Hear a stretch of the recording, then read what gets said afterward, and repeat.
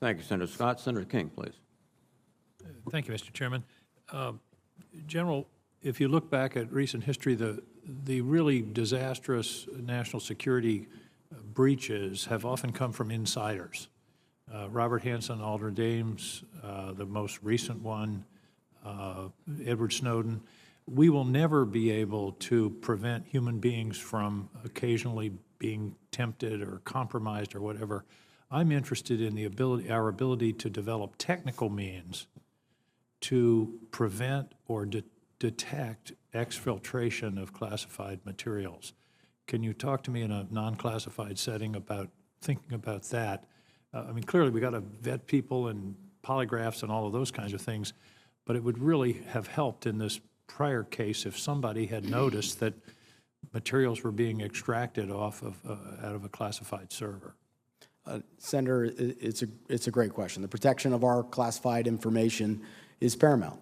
It is grave impact to our national security if classified information is disclosed. So how we approach that and how we think about it is really in two ways. One is personal accountability. How do we ensure that we're hiring the right talent and that we do maintain visibility on that talent? And some of the things that the Director of National Intelligence done to transition from a periodic reinvestigation of everyone that has access to classified to a continuous evaluation process. That's a step on personal accountability. From a technical perspective, it is about user activity monitoring and our insider threat programs. Those programs exist at various levels throughout the department. But I would hope in the light of this recent egregious problem that there would be an intensity to re-examine the technical means. Yes, Senator, and the Secretary has directed DoD CIO to work with the Undersecretary of Intelligence and Security to look at our overall approach to user activity monitoring to ensure that we have an approach that covers our classified networks. Thank you. I want to turn, the cornerstone of our whole defense posture is deterrence. That's the basis of our nuclear posture, also our development of conventional forces. My concern is that in cyberspace, deterrence hasn't been a significant part of our arsenal, if you will.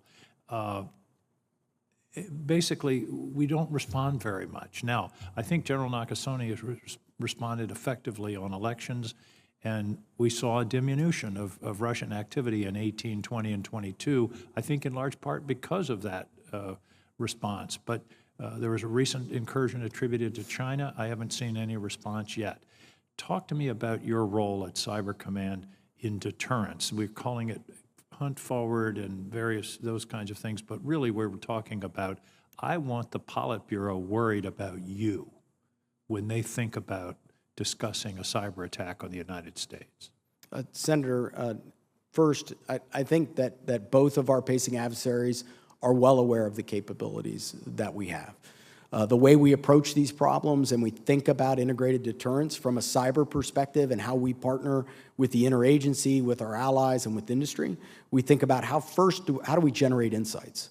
How do we understand and articulate that threat, both inside and with our partners? Second is how do we enable defense? And then third is if called upon, we impose costs. That's the part that I'm concerned about. By the way, I misspoke. I don't think the Politburo exists anymore. I think it's just Putin. And that probably is one of his problems. But the point is, there should be some level of apprehension about a response. Otherwise, they're just going to keep coming after us. We cannot patch our way out of this.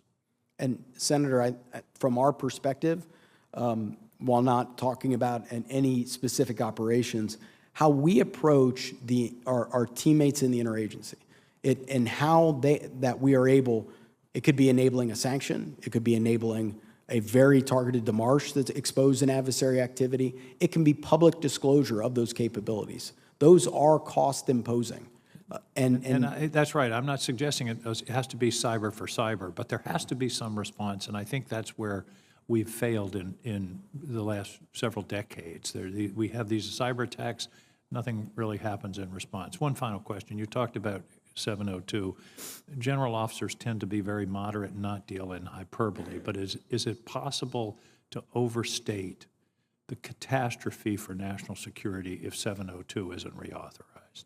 Senator, in my experience, 31 years, It is irreplaceable in terms of our ability to answer critical questions for the nation, for the combatant commanders. When we see things like the origins of fentanyl in China and its path it takes to the United States, informed by 702, counterterrorism actions, the ability to see some of the egregious acts that Russia has done in Ukraine, informed by 702. Those are just examples, at the declassified level of what it provides, while also having an extensive set of control measures to ensure that every query, everything that we've done to target a foreign person overseas is done consistent with the oversight of the DOJ, of the court, of the DNI, and anytime anything goes wrong, a report to all of the oversight committees. Mr. Chairman, we would be unilaterally disarming in the face of one of the most serious sets of threats this country's ever faced. Thank you. Thank you, Senator King. Senator Schmidt, please. Thank you.